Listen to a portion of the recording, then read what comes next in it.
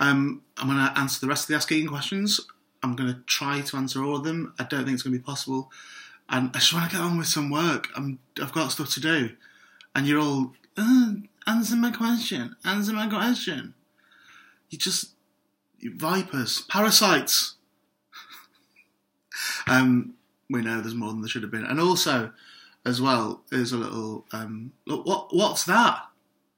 What's that there just sticking out in the shot? That's making the shot look awful.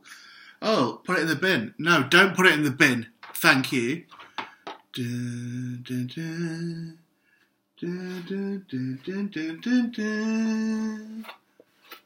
of Stormtrooper armour. I don't think that I'm like too fat for it. That's how big it actually would be. We've got a black shirt underneath. Look, my shoulders aren't too fat for a shoulder bell. That's what they're called.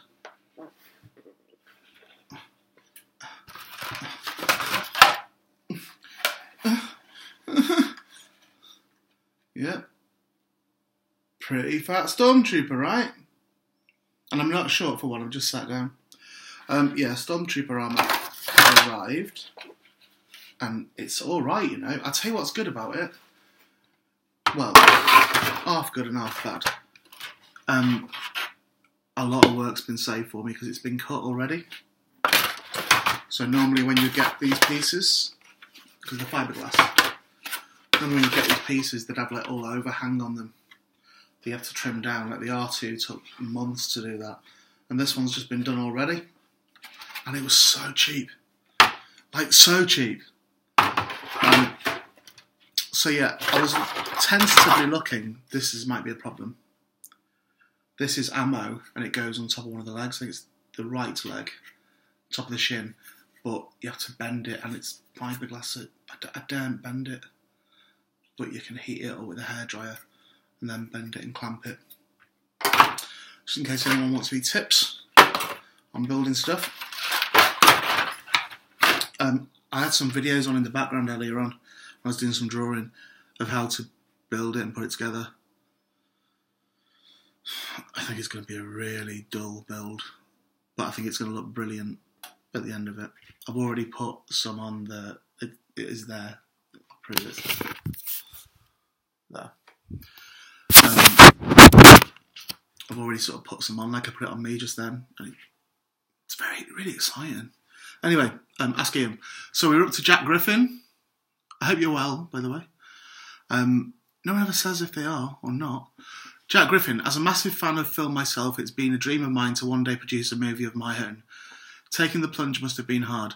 My question is, how did you know where to start with it all, and what was your favourite part of the pre-production? I didn't know where to start with it all. I read quite a few books that escape me the title of now, but I can probably find out for you. They're upstairs in the office. They were quite helpful, and we people donated, which got give it a bit of a kickstart. It was like a kickstart. Then we got some more funding secured for it, but I'm very much making it up as I'm going along and just learning as I go along. So I don't know. My favourite part of the pre-production, it was hot. It was just horrible. It was really just horrible. Just too much work, and it's continued to be so. Just too much, doing too many things. So when I said the other day about if I directed again, I'd want to do something where that was my only job. My job was the directing. That's why I mean that. Just too many things for a human being to do on their own with Simon. Jason O'Leocha, didn't you win one? And I couldn't. Leocha? Yeah, chat. What's a good game? It's very open-ended. So rugby league, I'm going with now. Rugby league. Unless you mean on a computer, on a PlayStation or something, in which case it's rugby league. Rugby league's all right. Dan, Eggs and Butter. What's your favourite bit of stand-up you've come up with which never really worked, and why? It was the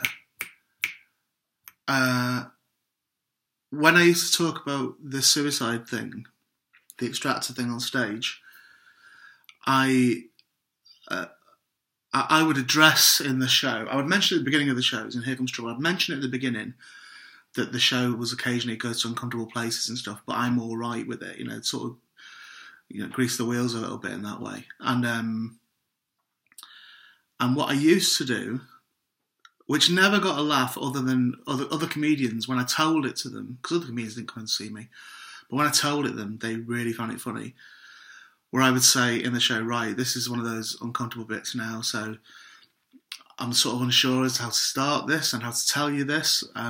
So the best way of doing that as a comedian is to put a little joke at the beginning. So I would go, knock, knock, and they go, who's there? And I go, suicide attempt. And they go, suicide attempt too. And I would go, me.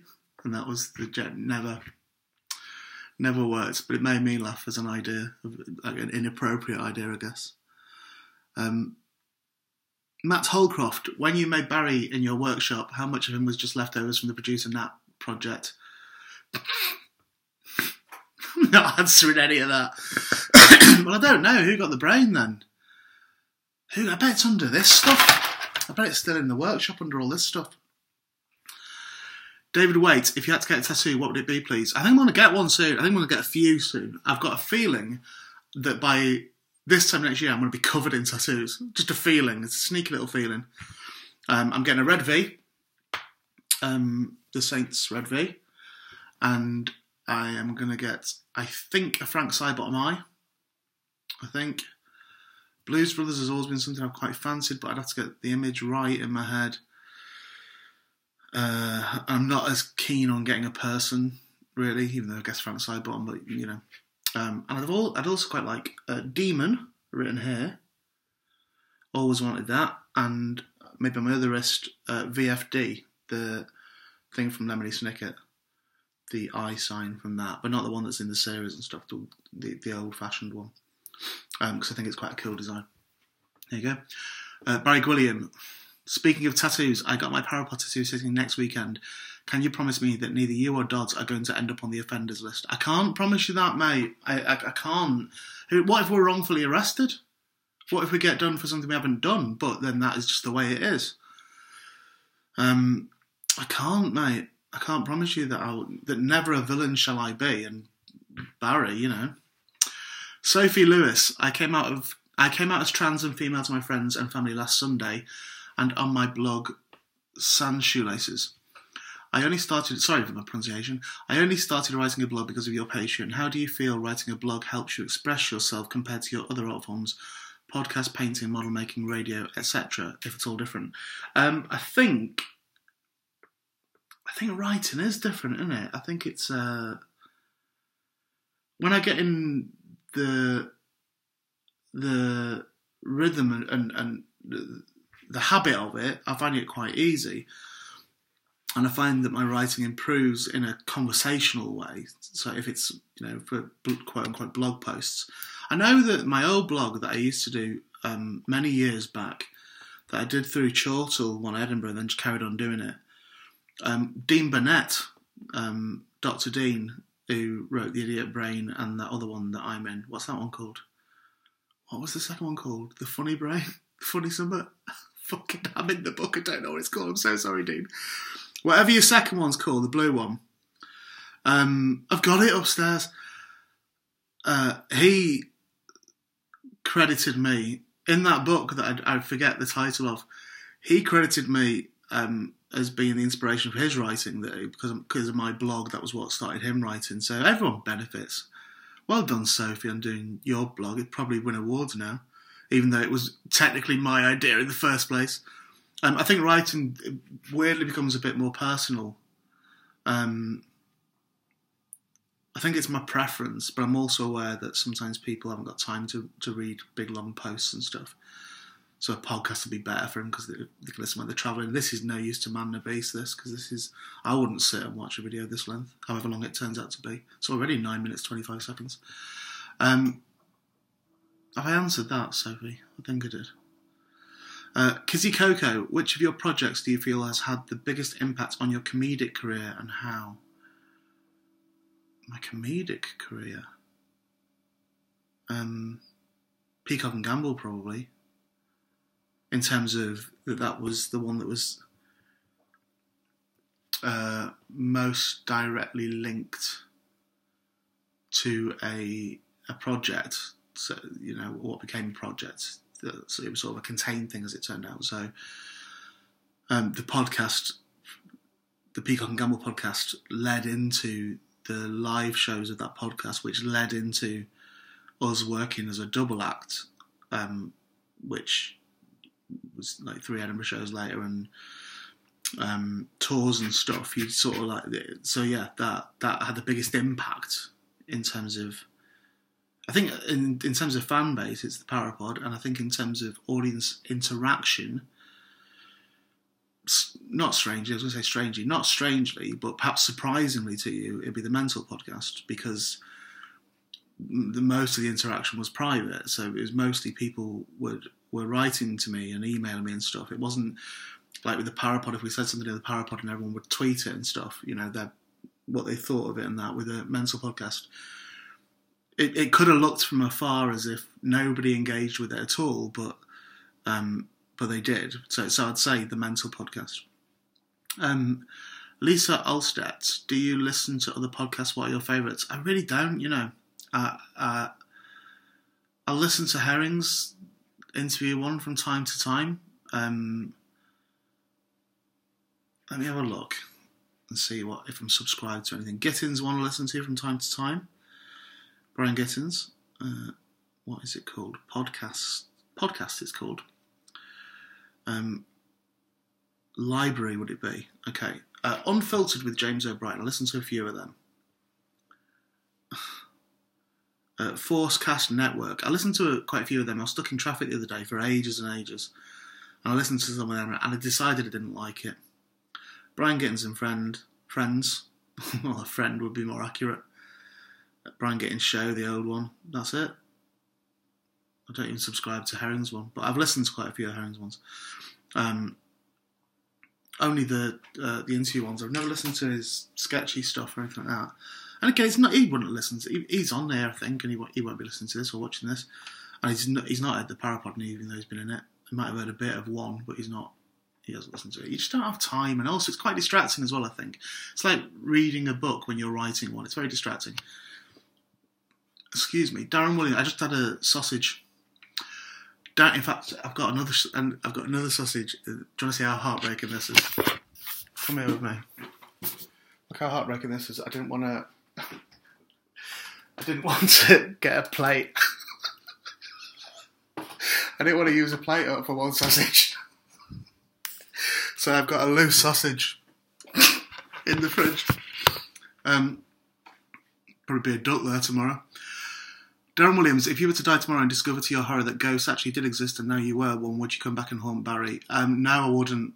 I wouldn't. Out of spite. I wouldn't. I mean, it's a completely superfluous question anyway, isn't it? Because, come on. Jamie Robust, did you expect your Patreon to be as successful as it's been? I don't know how you gauge success, you know. I'm not sure how I'll gauge success on this. Did I expect so many people? No. No, I didn't. But I don't know what I did expect. I'm not sure. I think I'd have probably been happy with like 100 people. I think I really would. I didn't really have a frame of reference other than Jim Sterling. And Jim Sterling's got thousands and thousands of people on his one. So I knew I wasn't going to be doing that. But I think I'd have been disappointed if it was like 5 or something. But I still would have done it. I don't know. It's all been a bit of a leap of faith for me, this. And it's difficult. It's easy to forget that I didn't want to do it. Like I dragged my heels on it for a long time. Cody Freer. But I do appreciate that. I really, really do appreciate the support. Cody Freer, how many doozers from Fraggle Rock do you reckon it would take to capture an average human adult a la Gulliver's Travels? Kind of hefty doozers, kind of thick set. So I'm going to say 3. Dara Ruddy, now that you're a proper director and you can provide your own clackerboards, if you were given the opportunity to direct any movie, be it sequel, franchise, or original piece or remake, what would you choose given an unlimited budget and support? I wouldn't go unlimited budget. I wouldn't like that. I feel it's hard enough working with other people's money already, you feel. Well, I do anyway. I think I'm the only person in production that does feel it, but I feel very beholden and very much like you should be careful with that money and you should use it wisely and stuff. So I wouldn't go high budget. Like I'd have no interest in doing a Star Wars film or anything like that. I wouldn't. No interest at all in it. I think something that didn't have to be funny at all at any point. Didn't even have to have a nod to humour. Something that could just be what it was, and yeah, somewhat where you weren't always having the stress of going, well, let's get a laugh in this as well. I think that's probably just where I'm at in my life and career. Josh Donaldson, do you have any dream projects you want to work on but haven't had the chance to get around to yet?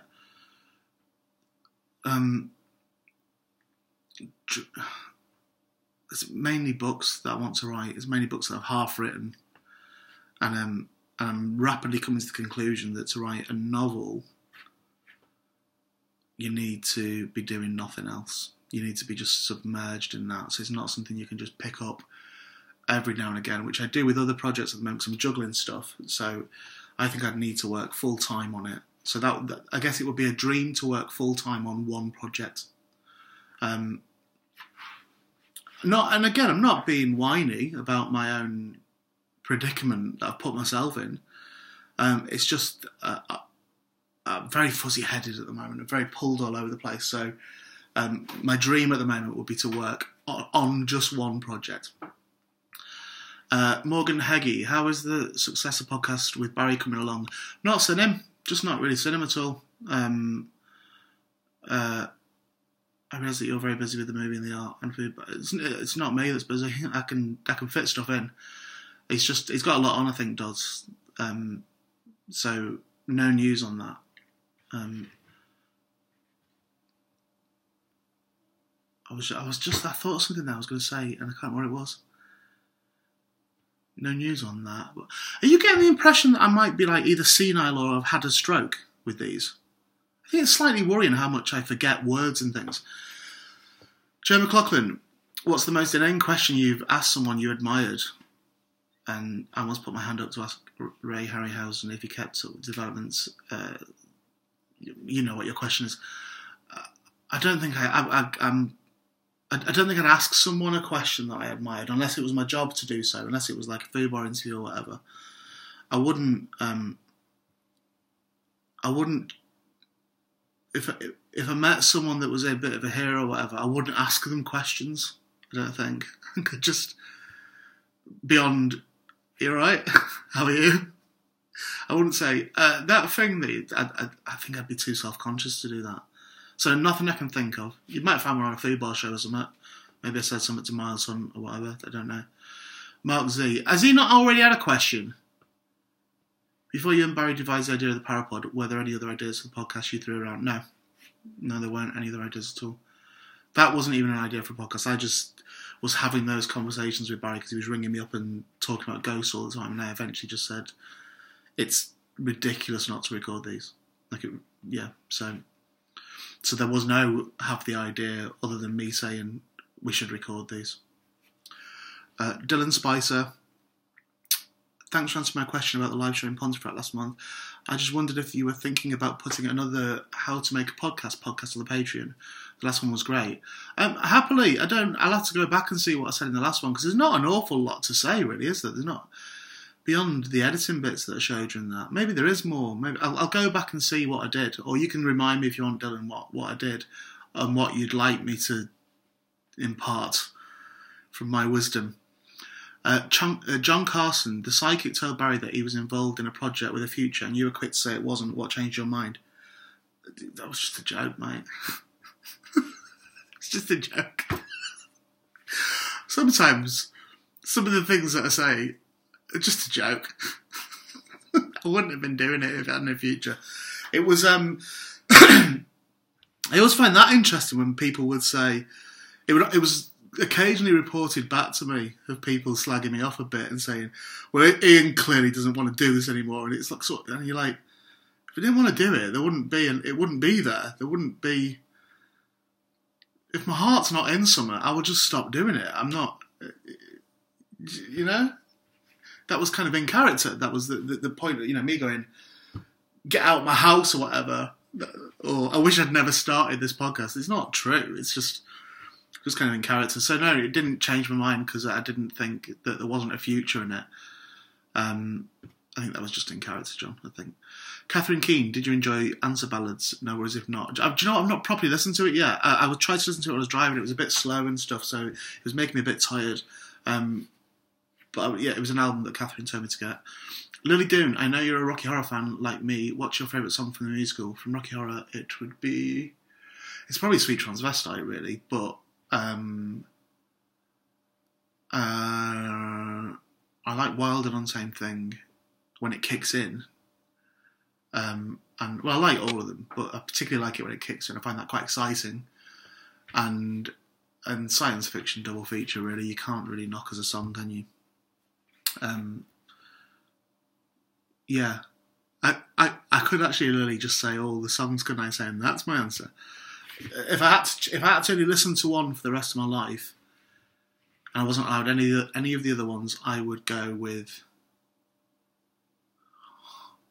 science fiction double feature. What's your favourite colour? Chris Sandland says. What's your favourite colour? Chris Sandland. What's your favourite colour? He says, because I said half his name the other day. So Chris Sandland. What's your favourite colour? Electric blue. Matt Carter. Apart from Guess Who, do you have any favourite board games? Apart from Guess Who, I can recommend the beautifully designed Illimat. I don't really care for board games, really, in terms of...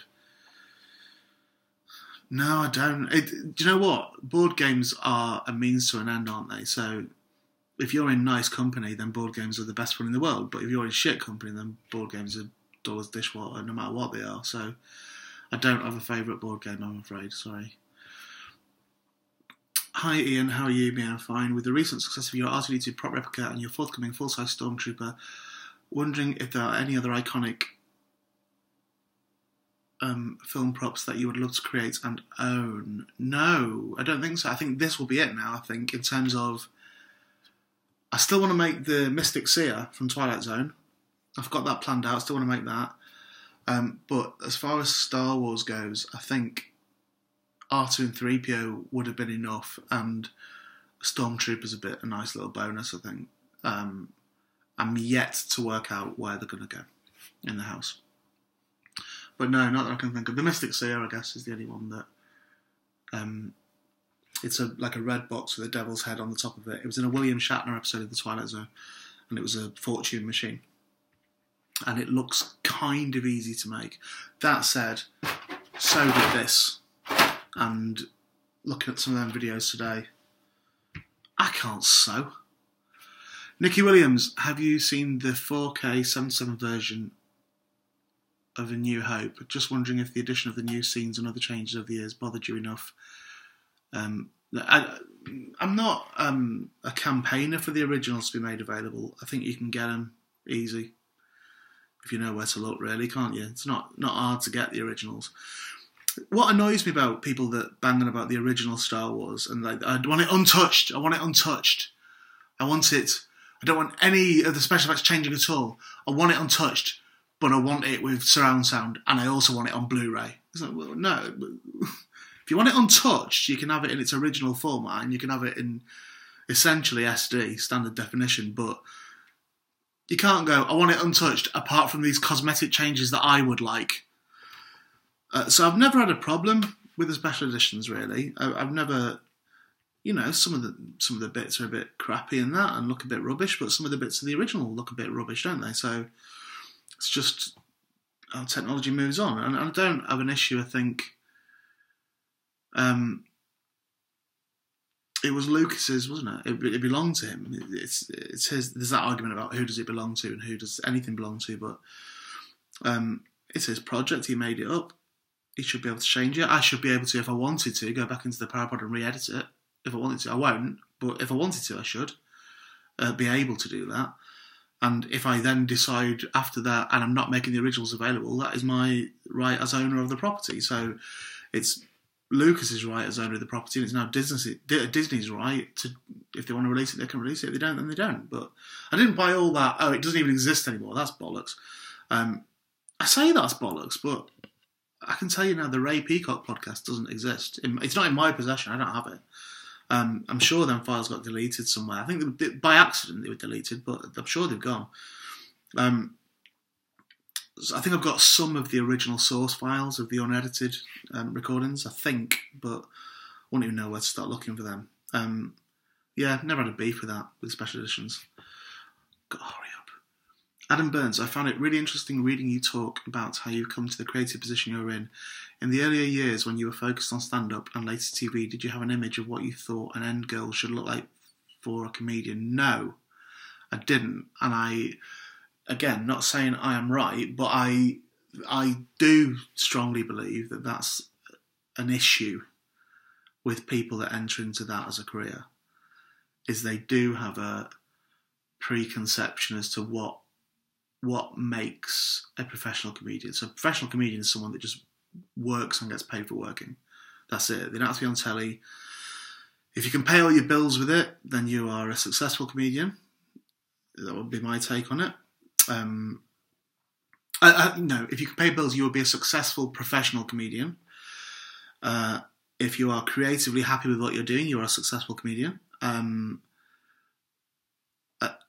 I think it's not helped by, I guess, the people around folk who start doing stand-up who, you know, would say things like, "Oh, we'll see you on telly one day," and that, you know, I think there's a preconception of what success is from people that don't do it, which probably spills over into people that do it. So I don't think I did have an end goal, other than to sort of be in charge of my own stuff. But I sort of feel like I've done that most of the time with my creativity. I think most of the time I've called the shots on it. I don't know. I certainly didn't go, one day I want to do this and have my own sitcom or what. There certainly was none of that. And by the way, I wasn't averse to doing TV. It just wasn't my my one and only goal with it. But I wasn't. I don't want to say I didn't want to do television, because there would have been periods that I did. But that stopped pretty soon after starting to work in television, as in behind the scenes and stuff. It isn't really fun. Tiana Burns, no question. I just can't wait to see what caused the cat telling off. The cat. Oh, in the storyboard. Do you want to tell her? Them storyboards that I did for this post, they're not really in the film. That's the joke. The car doesn't get smashed. There's no explosions. Barry doesn't tell a cat off in the film. But let's wait and see. Nikita Sanger, Barry or Chips? Barry. The fuck? I don't give two fucks about Chips. Jonathan, if you said Barry or Star Wars, then we'd start talking, but you only get one question. Jonathan, hopefully I'm not too late for this one. Right, now I do stand up in Prague, where I live, and neighbouring cities like Vienna and Berlin. We have a decent enough... Hang on, is this you? Are you putting your CV via this? Is that what's going on here? I've been wondering whether to go back to the UK and try it there. Can I ask what it takes, in your opinion, to make it as a professional comedian in the UK? Why would you do that to me? Why would you do that? Jonathan, that's so cruel. That's like asking Barry a really long question and saying, so could you tell me what does it take to become a top athlete at the Olympics? I don't fucking know, do I? I don't know, mate. I've got no idea. What does it take to make it as a professional comedian in the UK? Well, again, there you go. So that harks back to what we were just talking about. You put make it in inverted commas, right? I don't know what that means. What does that mean? Tell me specifically what you mean by make it, and then I'll tell you how realistic that is, or what you would need to do to achieve it. There you go. Let's put it that way. But I don't know what make it means. What does make it mean? If you mean, could you come over here and get one gig? Probably. But I don't know what It says there, is there a huge advantage to living in London to be part of the scene there? I never gigged in London. I never did regular gigs on the London circuit ever. And I made enough to live, but I was just driving around the country and stuff. But I never did stuff in London as such, other than previews, I think, and some of the old Big and Daft stuff we did quite regular in London. But I don't know. Can I squeeze in one last question? Is it worth it? Only you can answer that question. That is your destiny, not mine. Andrew Warby, we all know you're a big Star Wars fan. All right, it's sarcastic. But are any of them your favourite film? I think Empire Strikes Back might be. I think it might be. Greg Shepherd. Is this the last one? Have we done it? I think we've done... Oh, come on. Andrew Warby, we all know... Oh, we've just done that one. Greg Shepherd, are you still going to put out the Fraser t-shirt design on Redbubble? I just feel like I need it on some irrational level. Came out yesterday, so it is on Redbubble now. The Fraser t-shirt. I just saw PDT post somewhere saying that, PDT with his little tiny little name that, hello PDT, that couldn't possibly win a competition with a name that small. You probably can't even see it. It is there. PDT is there, the name, but it's so tiny you can only see it. I'll just move my fingers. You can only see his name if you've got a magnifying glass on that now. It is out already. Did it. He was saying that he wouldn't wear that shirt out because he wouldn't want to explain what it was. I think that's the fun of it. I would consider wearing the Fraser shirt. And I don't really want to wear any of my own merchandise, but I would consider wearing the Fraser shirt. I'm only regretting not putting birth and death dates on it. That's the only thing I'm regretting about it. Could have done tour dates on the back as well of all the times he got hurt and stuff. Thank you for your questions. Thank you very much indeed for your questions. We're back on track now, and I can get back to normal life, normal working life. But yeah, well done to everyone that won the storyboards. Commiserations to those that didn't. Just so you know, on my Etsy store thing, please don't buy the storyboard that's already on there because it's only on there as a place filler.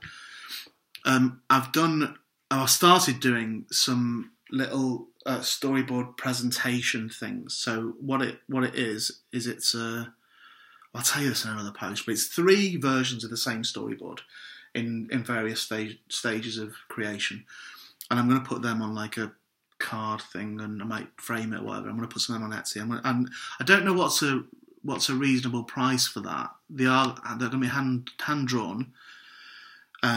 So there'd be no printed. None will be printed. It won't be repros or anything. It'll be hand drawn.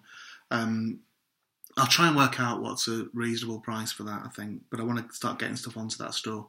But yeah, please don't buy that other thing because it will cause me so many issues if you do. So just, yeah, please don't.